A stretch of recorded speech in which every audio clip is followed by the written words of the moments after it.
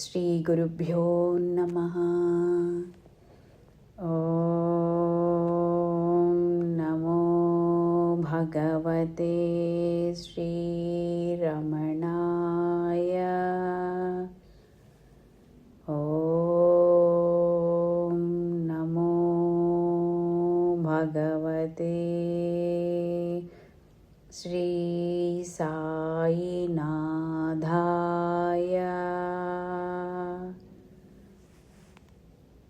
శ్రీ రమణాశ్రమ లేఖలు.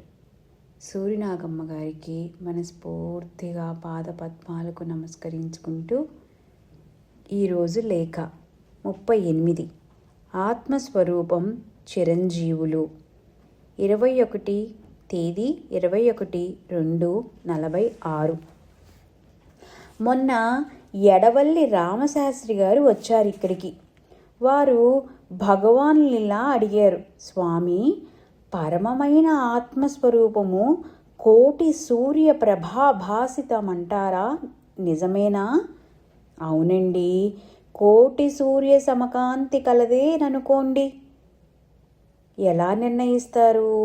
ఈ కళ్ళతో ఒక్క సూర్యుని చూడలేమే, కోటి సూర్యులను ఎలా చూడగలం? ఆ కన్ను వేరండి. ఆ కంటితో చూడగలిగినప్పుడు ఆ పరాత్పరమైన ఆత్మస్వరూపానికి ఏ పేరైనా పెట్టుకోండి. కోటి సూర్యులో కోటి చంద్రులో ఏదో ఒకటి అన్నారు భగవాన్. ఇలాగే ఆ మధ్యనొకరు అశ్వత్థామ, విభీషణుడు మొదలైన వారంతా చిరంజీవులని, వారిప్పటికీ ఎక్కడో ఉన్నారని అంటారే, నిజమేనా అంటే, ఆహా నిజమే. చిరంజీవులంటే ఏమని మీ తాత్పర్యం? ఎప్పుడు చెడని స్థితి ఏదో అది తెలుసుకున్నవారు అని. తమ నిజస్థితి తెలుసుకున్న వారికి మరణమేది, జననమేది? వారు చిరంజీవులే ఎప్పుడు ఎప్పుడు ఎక్కడ ఉంటారు? మనం ఇప్పుడు వారిని గురించి మాట్లాడుకుంటున్నాం కనుక వారు ఇక్కడ ఉన్నట్లే కదా. అలాగే ఎప్పుడు ఎవరు ఎక్కడ తలుచుకుంటే అక్కడే ఉంటారు. వారు కీర్తికాయులు. చిరంజీవితం అంటే పాంచభౌతికమైన ఈ జడ శరీరానిక? దీన్ని వారు లక్షింపరు. బొమ్మరిళ్లలాగా బ్రహ్మ కల్పాలే తారుమారవుతుంటే ఆ కల్పనల్లోని కల్పిత చిత్రాలకు స్థిరత్వం కల్పించటం పొసగుతుందా అన్నారు భగవాన్.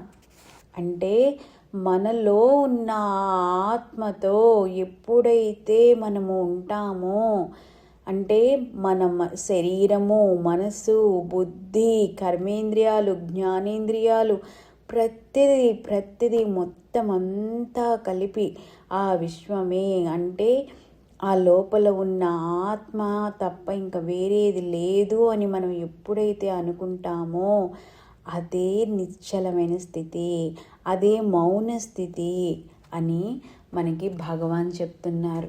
ఎప్పుడూ మనము ఆ స్థితిలో ఉంటూ మాట్లాడేటప్పుడు ఆ మౌనంలో నుంచే ఈ మాట వస్తోంది, మౌనంలో నుంచే ఈ పని చేయగలుగుతున్నాము, మౌనంలో నుంచే మనం వినగలుగుతున్నాము అని మనం ప్రతిదీ ఆ మౌనంలోనే మనం అనుకుంటూ ఉన్నప్పుడు ఆ స్థితే అదే కోటి సూర్య సమప్రభ అని చెప్తున్నారు భగవాన్. ఇంత చక్కగా మనకి అందించిన సూర్యనాగమ్మ గారికి మనస్ఫూర్తిగా పాదపద్మాలకు నమస్కరించుకుంటూ ఓం నమో భగవతే శ్రీరమణాయ.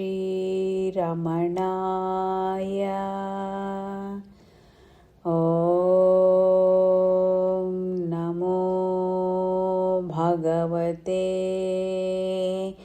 శ్రీ సాయినాథాయ.